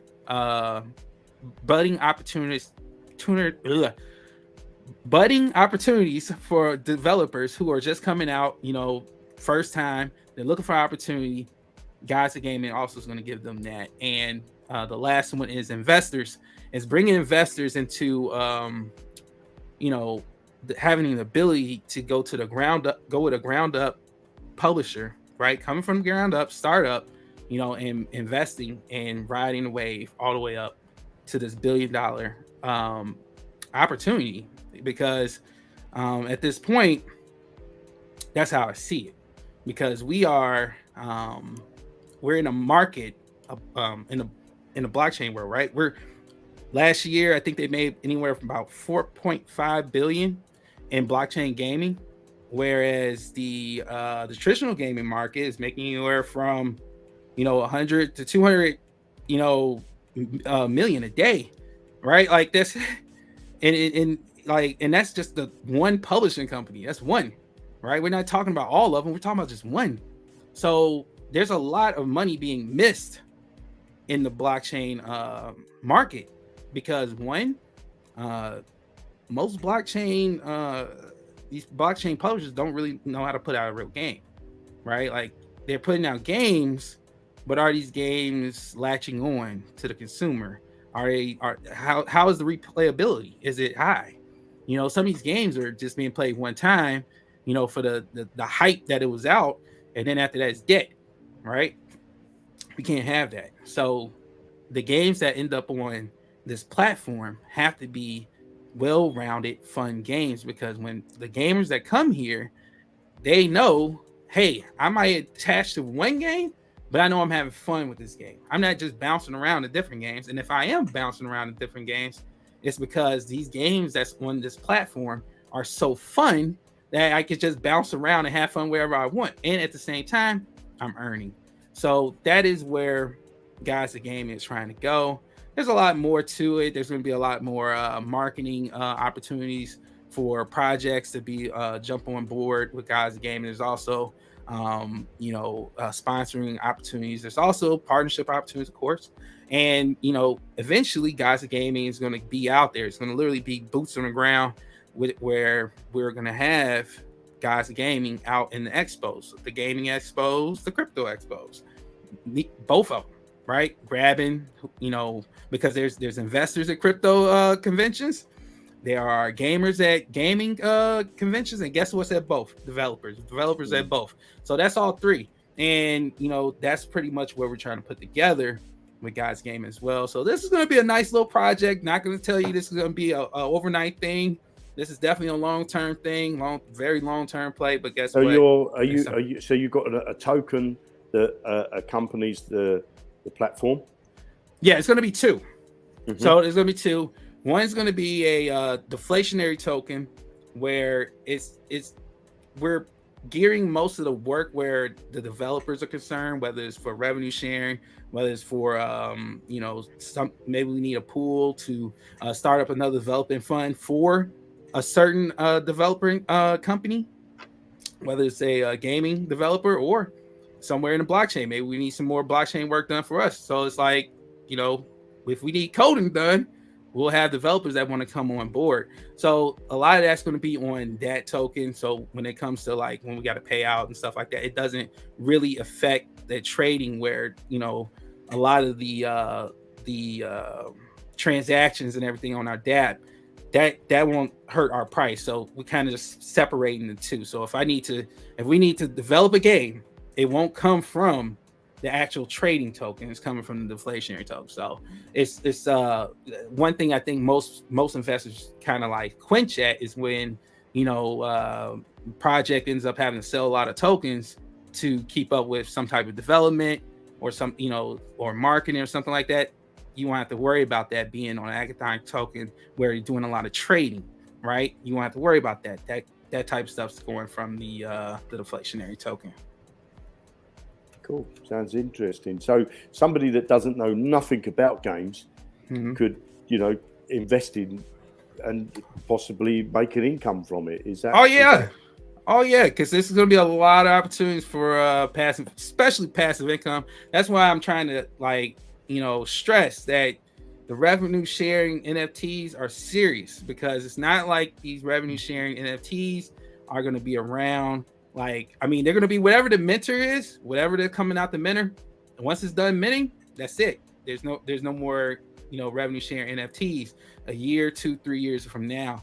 So, you know, everyone who gets on board, the early investors, the ones who really get on board at the beginning, you know, they're going to be the ones who really benefit longer term. And they almost guarantees it, because what ends up happening is, we all know gaming brings money. And honestly, when it comes to these all these gaming platforms, the rule of thumb is you only need one. You only need one good game that's doing millions of dollars of transactions. And once you end up having that, they're not gonna go nowhere. They're not gonna go anywhere. And the game. So just to ask, so for somebody watching now, and how early can they get involved, and what do they need to do? So the next big thing is going to be our NFT pre-sale, right? So the NFT pre-sale, what's going to end up happening once I get all the information out, these are going to be the revenue sharing NFTs, right? That's going to be the first thing, the first opportunity to get in on Guys the Game. That's going to be the first opportunity. After that, pretty much the tokens are going to be launched on Vulcan. So the tokens, the 2 tokens, they're going to be on Vulcan and only launching on Vulcan. The pre-sales for those tokens, right now we haven't got that in stone. You know, it's according when the blockchain, you know, we're kind of wishy-washy on the time, so it's kind of hard for me to set up a pre-sale, right? But I also want to make it sure it's close enough to the pre-sale where people aren't waiting forever.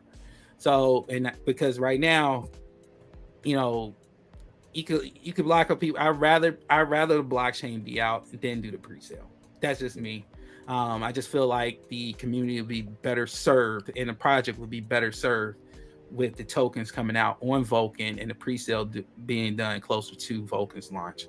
But those are the 2 things I would say as far as keeping on top of things. I would say make sure you're in the Gaza Gaming Discord. Make sure you stay tuned, making sure your notifications on, and check out Fowler's Crypto Show Monday through Friday, 3 p.m. Eastern. You can't miss it. You can't miss it. You're muted, Pride.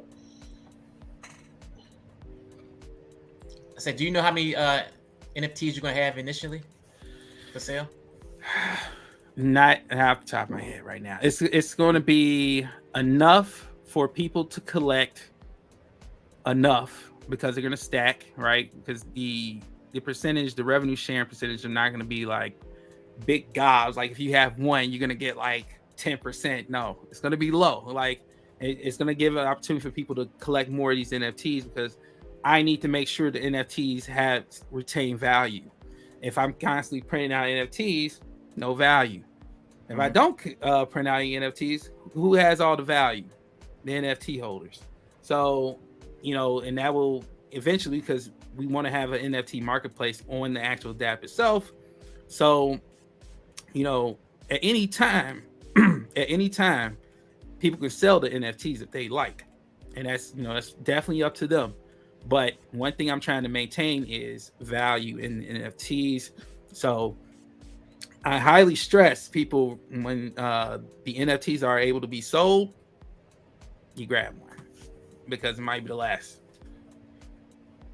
Now there will be more. Now here's the thing: it will be more NFTs on the platform, because the platform itself, again, it houses, you know, blockchain games. They're gonna have their own NFTs and stuff like that. So I'm not saying there won't be any more NFTs on the actual project itself, but as far as the revenue that's accessing the revenue sharing pools between the two tokens, you have to have those revenue sharing NFTs. Cool. Sounds interesting. I shall look it up.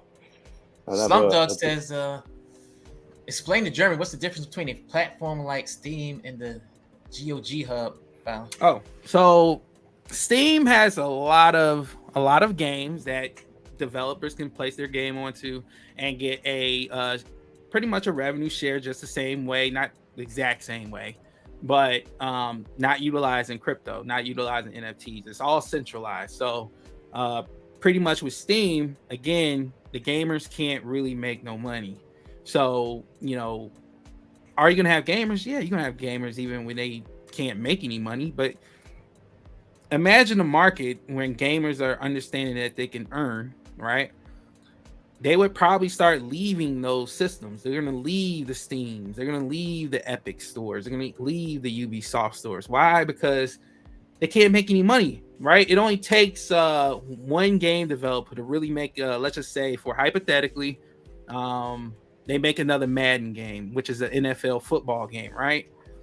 If another developer is fine to get a license from the NFL and make another football game, or just make a football game, maybe not as licensed as the NFL, right?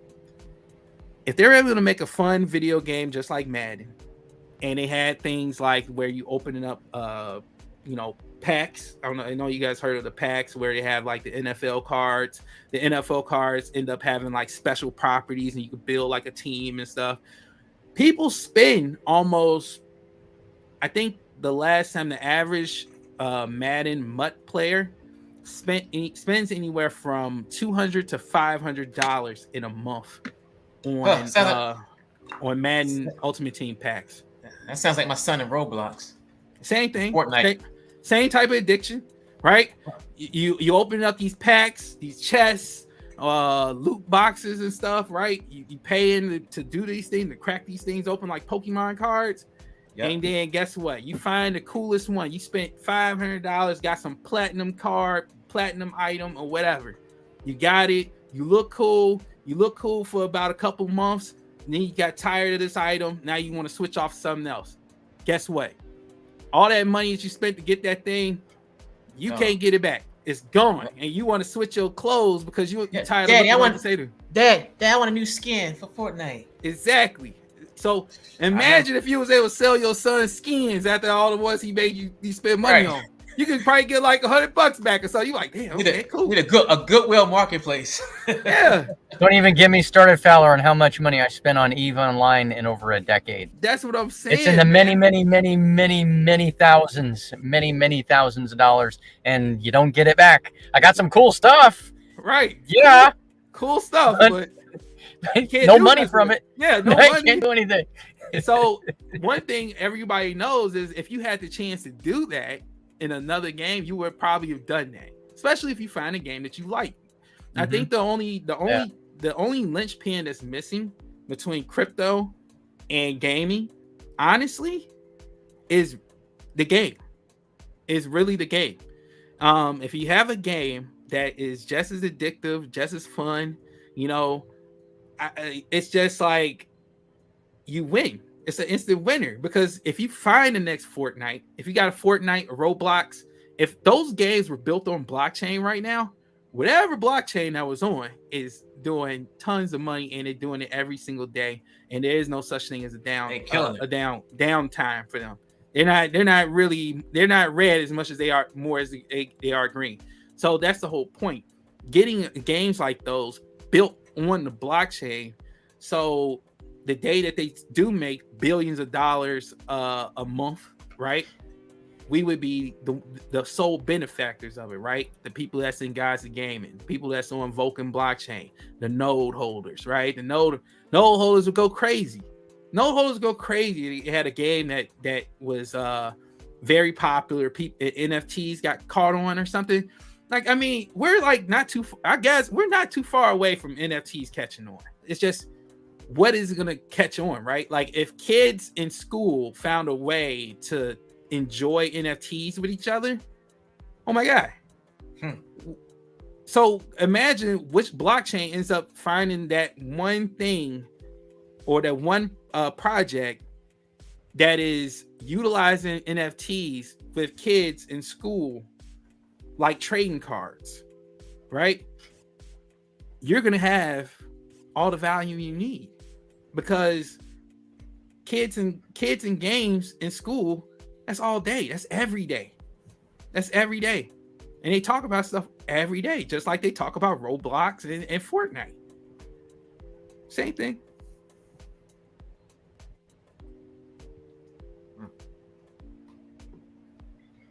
Got me pumped up now for some NFTs. Get paid to pew pew. Yeah, it's getting close, man. Seifu Go is it's rocking and rolling. I know Vulcan's got to be getting ready, man. You can't tell me Vulcan is just. Well, Gamma should be hitting. He said Gamma should be by tomorrow. Sunday, right? Like, yeah. So, right. So I mean, we have to be getting close, because I couldn't see this pump up on Seifu Go. We get pumped up, right? Launches, we do all this stuff, and then a couple weeks later, we still like, man, where's Vulcan? Like, Vulcan's got to be like, you can't just let that hype just die. I mean, yeah. So I can only think that we get pumped up like this, Vulcan got to be like. Hey, Jeremy, I got a question I need to get to you real quick because I skipped over. It's I find it. If any of you guys have got a YouTube channel and you want to have me on sometime, doesn't have to be about Jonnyblockchain. I'm happy to come on anybody's channel just to chat. Okay. Marshall really says, cool, Jeremy. Cool. Marshall says, Jeremy, are there minimums or maximum amounts to be invested? Well, at the minimum, I suppose you'd want your trading bot to do is $20. So $20 is the minimum, I would say. Okay. If you're going to trade with less than that, if you're making, if you're setting up a trading robot and that trading, and you've only got $20, say, which it's not a problem. You've got $20, and let's just say you're making anything from 0.1% a day up to say 1% a day. Well, if you're at the top end and you're making 1% a day, then you're making 1% on $20, aren't you? So it's not going to be life changing or anything like that. So if you're trading and you want a passive income, then you need to have a reasonable bag to be able to cope with that passive income, because you'll find the more money you got, the more robots you can have, because you can have unlimited amount of trading robots. There's no limit to the amount that you can have. So you could have, if you wanted to, 100 Bitcoin trading robots that have all got different settings. We've got settings that are factory settings, if you like, where you just click a button, set it up.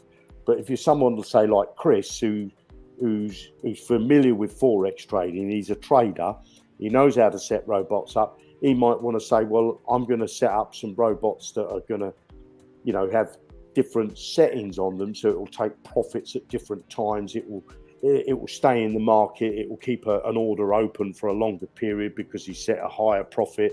He might have a particular coin that he thinks is really volatile, so he says, I'm going to take small profits because it will get many of them. So it really depends. Obviously, $20 is the minimum, but it depends what you want to get out the other end. It's like anything; you only get out what you're prepared to put up, really, isn't it? If you spent $20 on Safu, and I spent $2,000 on Safu, then if it goes up by 10,000x, then I've made 10,000x on a bigger amount of money, haven't I? So that's what you got to look at. You've got to look at what you want to get out of it and what you're comfortable with, what your risk tolerance is. What you say, well, I'm going to risk that. That's my risk tolerance. It's not going to affect my daily life. But yeah, $20. I know that was a long answer. Sorry. Hey, Jeremy, I want to know what's the most you've seen a bot make as far as percentage wise? Well, I think they've got to be probably there's a guy that's trading with he's got $15,000 that he's trading with, and he's bot's done anything from 0.5% up to 164% in one trade. Wow. You know, so it's again, it's all about the coin that you're choosing. That's the key to it, is what coin you're choosing. And the problem is with as I said earlier, you know, you pick a coin that's got this pump action. Things don't go up forever. They've got to have a pullback, and it's not that the coin's no good or the token's no good. It means people are starting to take profits. You know, and so you've got to.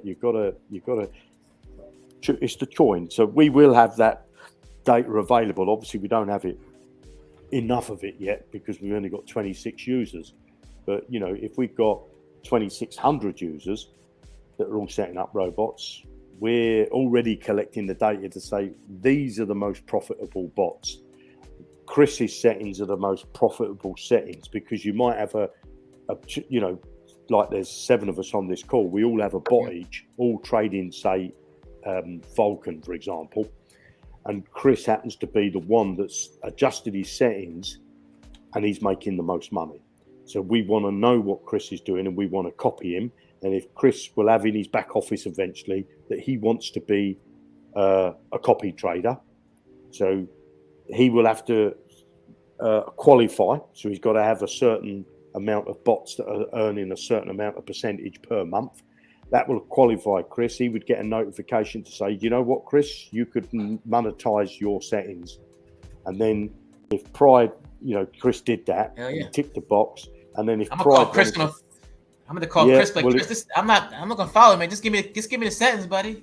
Yeah, exactly. But he won't make any money out of that.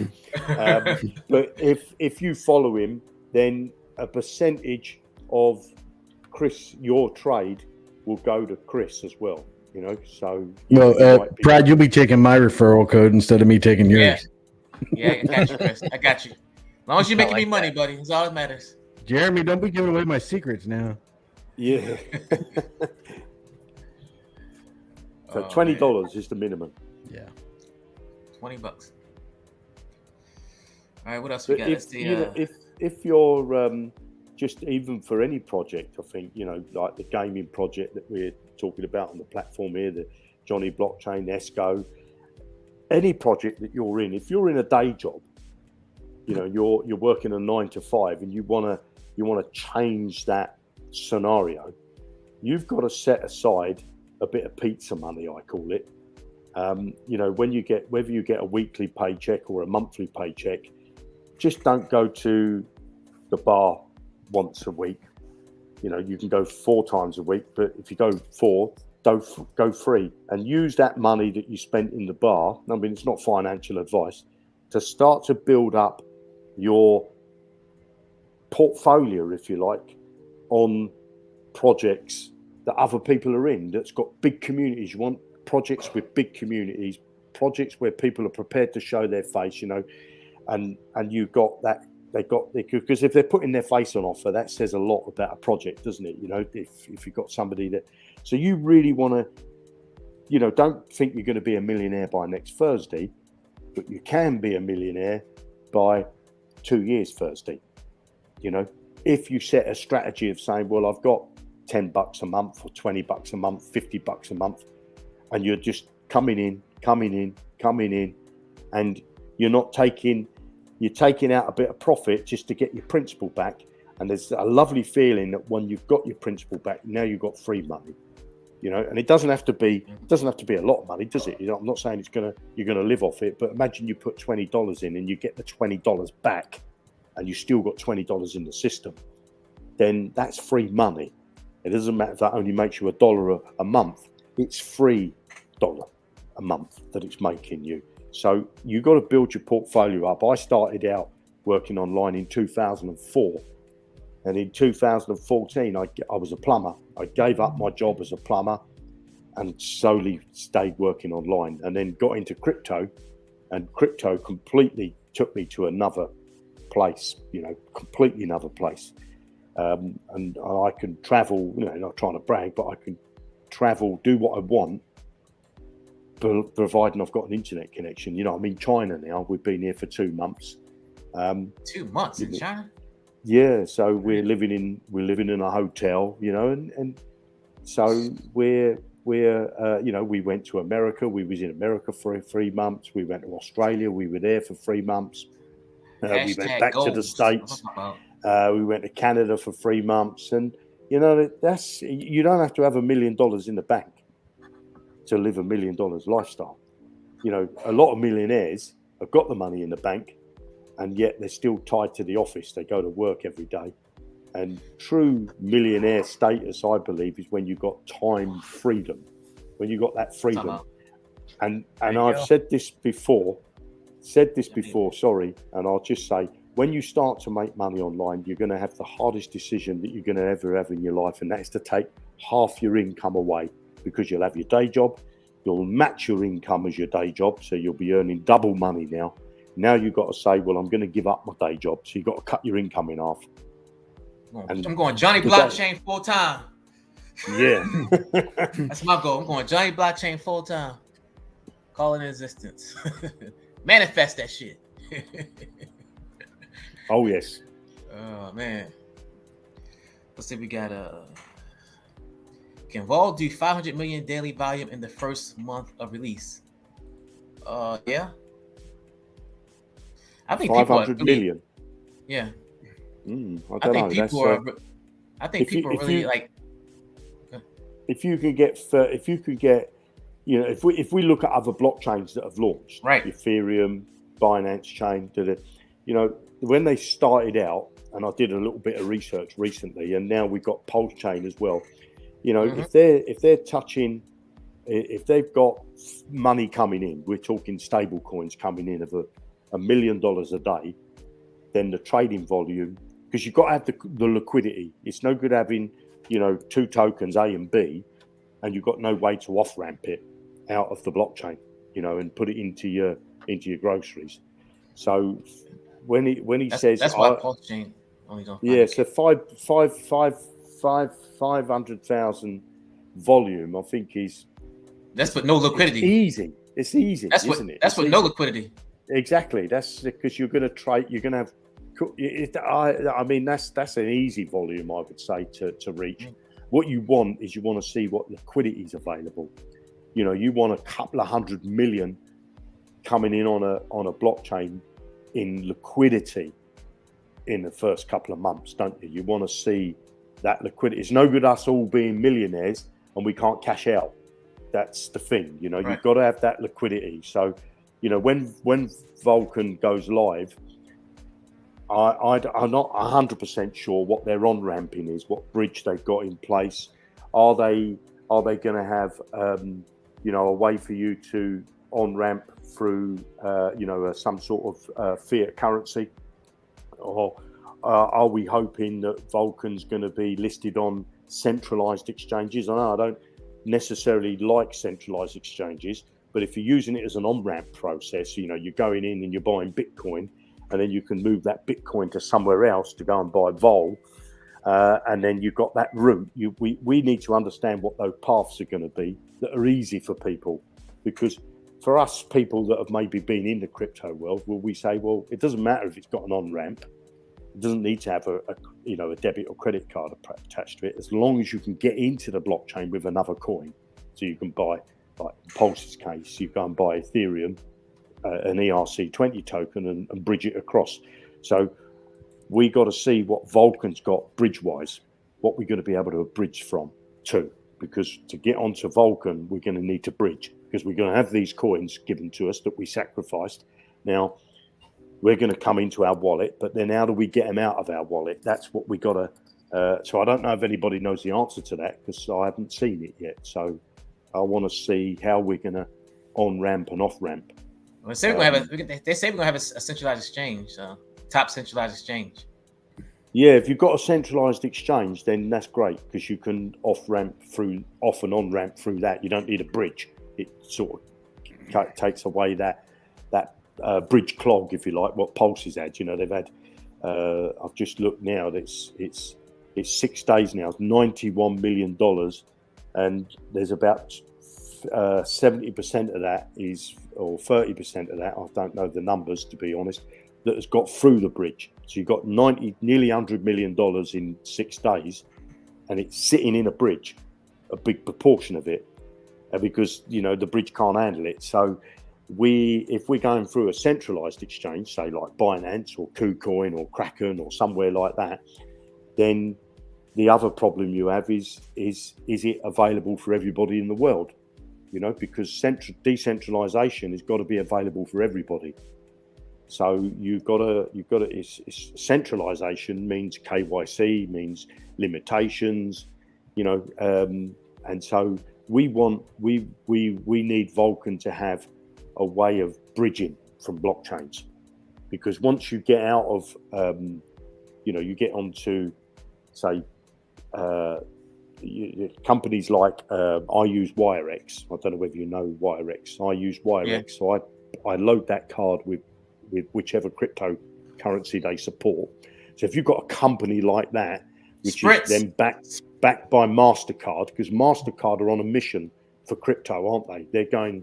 Visa are going the other way. They're sticking with the banks, and the banks want to say, "Oh no, don't want crypto. You're going to get scammed." But MasterCard are going that route of crypto. You know, they're investing in crypto. They're investing in companies that are crypto. So, you know, so if we've got some sort of card that we can load our Vol on and our UTSI on, we're going to be this project, you know, will take over Ethereum, no problem.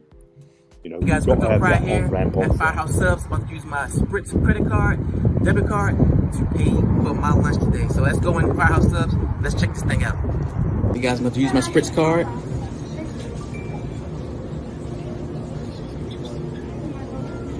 Guys, you can use your crypto to off-ramp it to a debit card. You can use your crypto to pay any type of bill. You can also use your crypto to off-ramp it to a bank account. The link in the description below. Bam. Never miss an opportunity, do you? Never miss an opportunity. So you've got to reach out to these. We as a community have got to reach out to the. You know, Brian's got to identify some cards like the one you know Pride's just put up on the screen there, and then Brian's got to say, "There's the card we want," and now the community's got to start sending in emails to this company saying, "We want to be able to use your card with this cryptocurrency. That's what we want. We want a card where we can load our millions on, so that Pride can take me out for dinner." Didn't they talk, Pride? I thought they talked. I mean, I linked them two together, so I don't know. You know, I just made the connection. Damn. You didn't get to sit on the meeting? No. Damn. You should have made that a priority. Contacts. Pride, did you send him your referral link? You sent Brian? It's not available in Australia yet. It's not available in Australia yet. But once it's available, I'll send it to him. That was after he forced him to watch the commercial, Chris. Right. Wait, Brian, I got a commercial. Hold on. Now, you know we're teasing you, man. That's really cool. All right, guys. You know what time it is? 2 hours in? Anybody want to get in? Time for Pride to eat dinner. Yeah. Time for some lava. Was that lava cake? Is that lava cake? That sounds good. It is. Yeah. So you guys got anything else? Any more questions for Jeremy? No, thanks, Jeremy. Though, man, excellent information. Yeah, agree. Keep us updated. I'm looking forward to anybody that's on the panel or anybody watching wants to invite me on their channel. I'm happy to come on, and it doesn't have to be just about Jonnyblockchain. I've been in the crypto space for a long time, so anything to do with crypto, I love talking about it. Well, I'll take you up on your offer, Jeremy. Yeah, me too. You got any crypto tips for us? Any great crypto projects you're in? Well, there's a couple. I sent you one, and the Tate brothers are thinking of getting involved. You know, there's a negotiations going on with the Tate brothers. So I don't like to say out until I'm 100% certain. I'll contact close contacts and say, look, you know, people who want to take a punt. But there's a few projects that are coming. There's a great time. I mean, I can tell you one fantastic project that you should really get into. Safu. If you haven't got any Safu, wait, let me write that down. Which one? Yeah, you want to write. How do you spell that again? SAFUU. You want to go and look it up on PooCoin or on Dex Screener. Get yourself some Safu, because I've heard that there's a coin that's coming out called Safu Go that's going to go to the moon. Come on. That's awesome.